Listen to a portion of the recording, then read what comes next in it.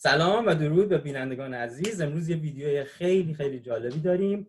قبل از اینکه شروع کنیم میخوام خودتون رو معرفی کنین. سلام دوستان، نام من بابی است یا کی رابرت. من در امریکا زندگانی میکنم در شهر میامی. حاضر من پیشی با وکلانم در شهر نیویورک هستم. همه ما مایان به زبان فارسی یعنی بخاری، گویشی، تاجیکی، یهودیانی بخاری، آسیای مرکزی میانه گپ میزنیم در خانه و هم زبانی روسی گپ میزنیم و هم زبانی عبریتی. بسیار خرسندم من به همه شما شناس شدیم. رحمت. من دینا هستم از ایران، ولی خب یه مقدار عربی هم بلدم خاطر اینکه کویت به دنیا آمدم و بزرگ شدم و الان ساکن کانادا هستم. سلام، من نغمه هستم از ایران و فارسی صحبت میکنم. سلام عرض ادب به عزیزان. من از افغانستان هستم. 17 سال سن دارم. با 4 زبان تسلط کامل دارم و فعلا هم در ترکیه زندگی میکنم. همین شعری یک شاعری مشهور یهودیان بخاری که در عصر 20 زندگانی میکردن، نامشان الیاس ملایف از شهر مروی ترکمنستان. یارت شیرین است با دلی خوش راحت کن، گاه زهری زبانش بزند عادت کن. زنبوری عسل غیری عسل نش دارد، گر خوردی عسل به زهرشم طاقت کن. باز یک بار. یارت شیرین است با دلی خوش راحت کن. So what it means is that your loved one is so sweet, and you have to be comfortable. That's what I understood. Is that right? Yeah. So in our dialect, yar can be like, you know, the Persian friend, but also like a loved one, somebody very dear to you, like yar, like just a friend or somebody very dear, close to your heart. And rohat kun, like be comfortable. I would say also to enjoy or to just it's something positive. It's like a very good feeling, like that you would get from this person. And bol dili khush, pretty much with a good heart or with a good soul. Dil is heart or soul in my dialect. My life. Very good. Goh zahri zabanash bizanat adat kun. Sometimes she hurts you with her words, but you should get used to it. So Zahri Zaban, literally, I think what do you guys know that as, like translated as? So like the snake bites, something like this. Poison tongue, literally. Poison tongue, exactly. Poison, but it's more like they speak very badly to you. It's very poetic because this is poetry. What I'm saying, not colloquial, but it's very like it's poetic, like saying, oh, they speak very nasty sometimes, but you have to get used to it. Like just hold your tongue. Okay, the next part. Zamburi asal, ghairi asal, nesh dorad, which easy. I think it means that every good thing comes with a bad. So bee has a poison to it other than the honey that she gets. Exactly. So like there's good and there's bad. There's the sweet, the honey, but there's also the stinger, the poison. The stinger, the bee. And the last part is gar khurdi asal ba zahrasham taqat kun. So what it means is if you already drink the honey, you have to get used to the poison of it. Exactly. یعنی جورش هم باید بکشی اگه بله باید عادت کنی. Basically, I would say this is like something talking about maybe a relationship between, say, a husband and wife or two people who, you know, they have their ups and downs. So you know, relationships are always, you know, has its ups and downs. There's no perfect relationship. So like, if you have the good times, you're going to have the bad times and you have to make it work somehow. And this is just a very poetic way that the author said it. And I just thought that was beautiful. And it's very, I think it's very standard Persian. And then as in the next two things, you guys will see a little bit of things that maybe you've never heard before, or that might be a little bit harder to understand, and then we'll get to that. Yeah. Malash, hi. Darachti kach hech rost nameshe, va modar shu ba kelin hech dus nameshe. درخت کج هیچ راست نمیشه. Okay, you said it in the Iranian way. I Yeah, said it yeah. my way. Exactly. So it's like translate it for the viewers. the tree, which is not straight, wouldn't get straight. It will not be straight. Literally, Right. it's not be straight, but in this way, it's like will never be straight or will never grow. Yes, will never be Don't straight. say grow, but we're just saying it's already growing crooked. So how is it going to be straight? It's already, that's it. It's fixed. It's fixed. Hi. Yes, The second exactly. sentence, modar she bekelin hech dus nameshe. Wow, this This one, I don't understand this as well. No? This part is very difficult. It's kind of Okay, challenging. break but down the words. You can okay. break it down. Modar she. Start with that. Go ahead. Mother show. Modar she. Mother show. Does it have anything to do with mother? Yes. Mother show. She. It- It's one word. Mother. Is it mother-in-law? Her Yeah. mother? Yes. But whose mother-in-law? Because she, what is she? Go ahead. Shauhar. We don't say shauhar. We do, but it's a very, literal word. We'll just say she, which Oh, means now I get it. so modar she is the husband's mother, or the Mother-in-law, mother-in-law, husband. the daughter-in-law. Okay. Yeah. Bakelin. Okay. Modar she bakelin hech dus nameshe. با گلین با عروس هیچ وقت دوست نمیشه. Exactly. So when we refer to the daughter-in-law, it's always kelin. This is a Turkic word. So kelin literally means bride, arus, or daughter-in-law. We only use the word arus when we're talking about the bride at the wedding. But we'll most likely use always the word kelin in this instance because of the Turkic influence. And then the last part was hech dus nameshe, which They could never be friends. exactly will never be friends. So basically in my culture, and I think in a lot of cultures, there's always, some kind of a conflict between the daughter-in-law and her husband's mother, the modar she. And this is just a proverb that's been circling my community for so many years, and I think it still holds to this day.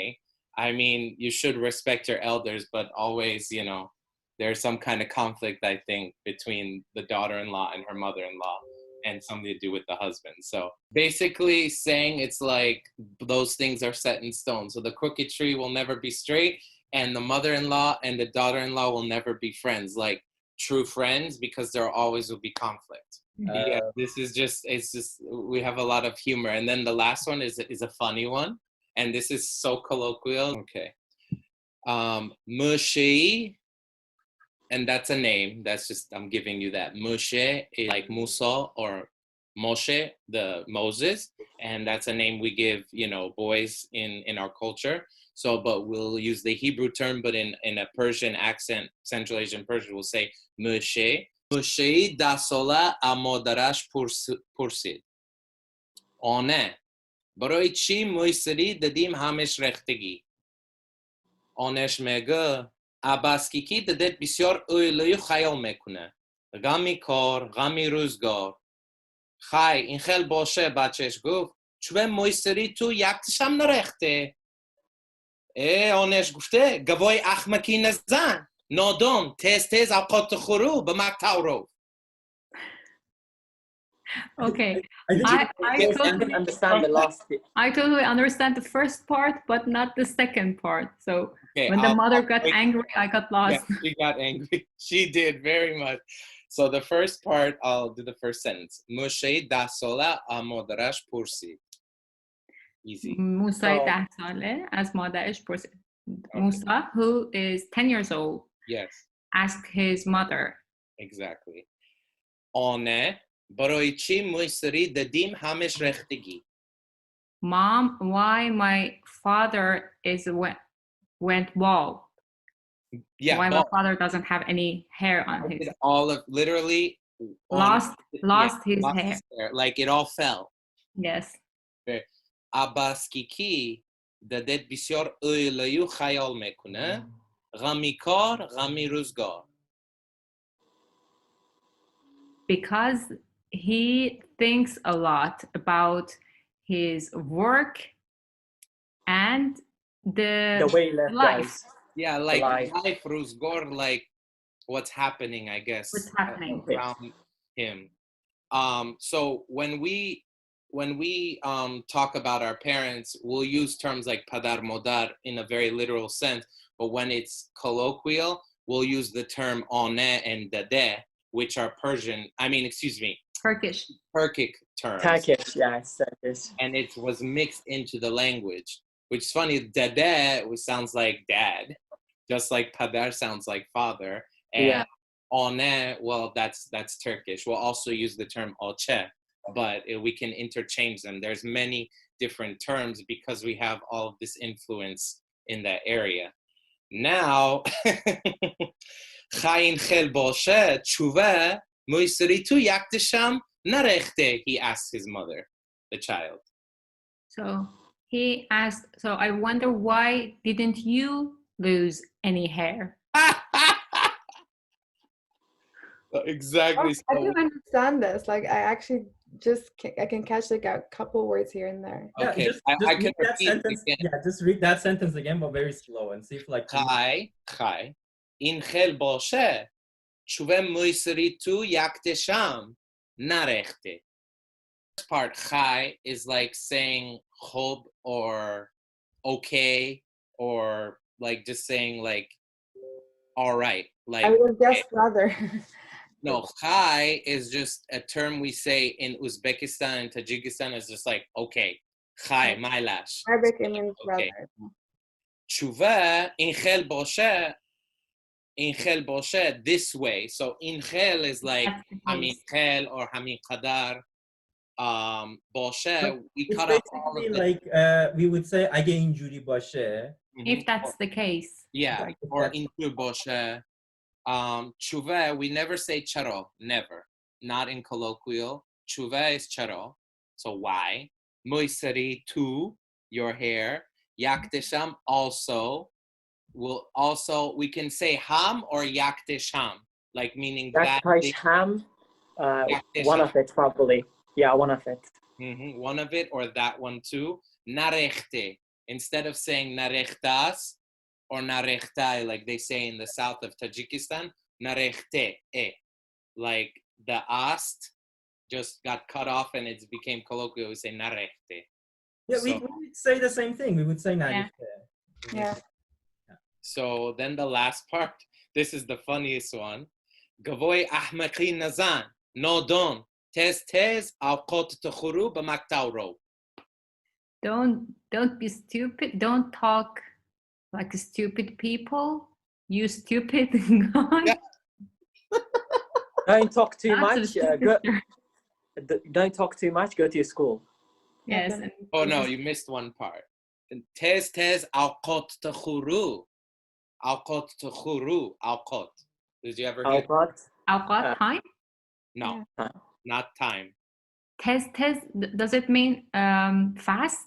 Yeah, fast. but in Central Asia, awqat, even though this means time in colloquial, in Arabic, in plural, it's awqat or awqat. We use this term differently for something else. Do you guys know what that is? Awqat. Okay, listen to around the sentence, and then maybe you'll get it. Tez awqatata khur b'maktauro. Oh, does it mean food? Yes. Yeah. So in colloquial Central Asian Persian Bukharian, we will never say khurak. We will always say awqat. That just means food. Awqat. Okay. So awqat tukhur means eat your food. And go to school.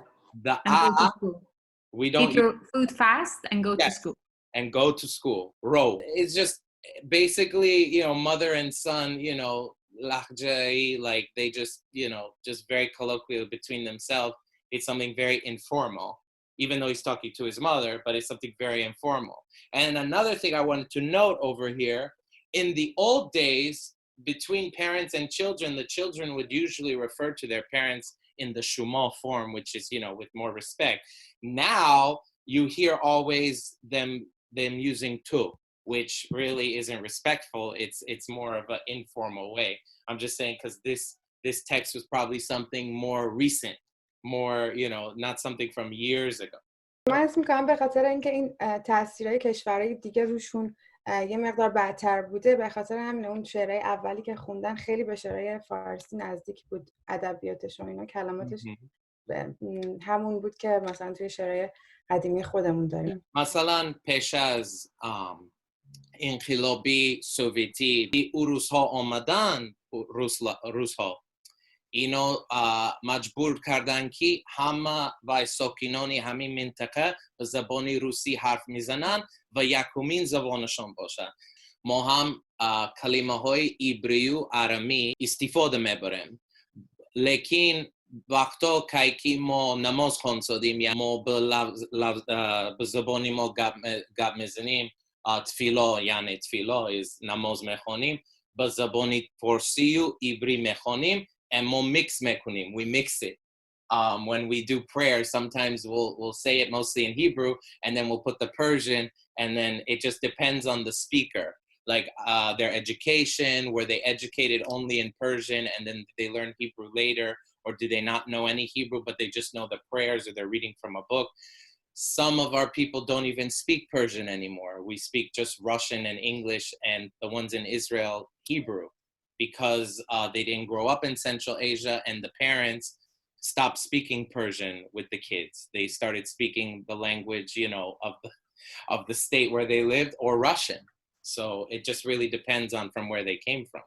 Unfortunately, Stalin, when he broke down the country, and I mean, created all these republics within the USSR, the Soviet Union, he gave the important Persian, historically Persian cities to Uzbekistan. And then now there's a lot of nationalism in Uzbekistan, and the Tajiks there are feeling like they're losing their sense of identity. One of the main things that keeps them together is their language. They still speak Persian amongst themselves, but they are required to speak Russian or Uzbek when, you know, dealing with the state, unfortunately. Yeah, we still speak with my grandfather here at his house. That's all they speak. They don't speak Hebrew. They never lived in Israel. They don't speak English because here in America, where they live in New York, everything's in Russian. They have all their stuff in Russian, the TV, the doctor's office, the supermarket, everything.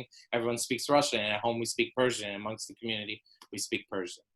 رحمتی کلام همکتون به میخواستم از همه جان و دیلم گویم که رحمت اتنشنی شما دادتون به من و لهجه ما، همین زبان ما یک است، لیکن ما هم دیگر بین مردمان مایان کجا باشیم، افغانستان، ایران، ازبکستان، تاجیکستان و دیگه لهجه گپ میزنیم.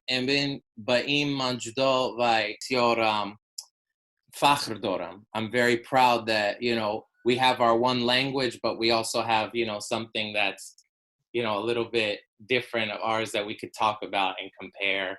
And I wanted to thank you guys for giving your time and this opportunity to share it with you. And همکتون به عمری درستی الهی کنم، صحت و سلامت باشیتون، خیر غم نبینیتون، به همش به موفقیت باشه، به همه دستی شمایان. Amen. I just blessed you in the way we bless people.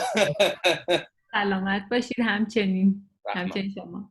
همچنین. آره خیلی ممنون، خیلی سپاس از شما که به نظر من ما مثلا فارسی زبان‌ها هر جا که هستن، تو هر کشوری که هستن، با هر گویش و هر لهجه‌ای به نظر من باید بیشتر با هم دیگه رابطه داشته باشن، با گویش‌های هم دیگه، با لهجه‌های هم دیگه یکم بیشتر آشنا بشن، چون که من فکر می‌کنم این ارتباطات خیلی زیاد نیستن. برای همین خیلی خیلی ممنونم بابی جان که شرکت کردید. مرسی از فرصتی که به منم دادین که بتونم شرکت کنم، باشم اینجا کنار شما. خیلی لذت بردم.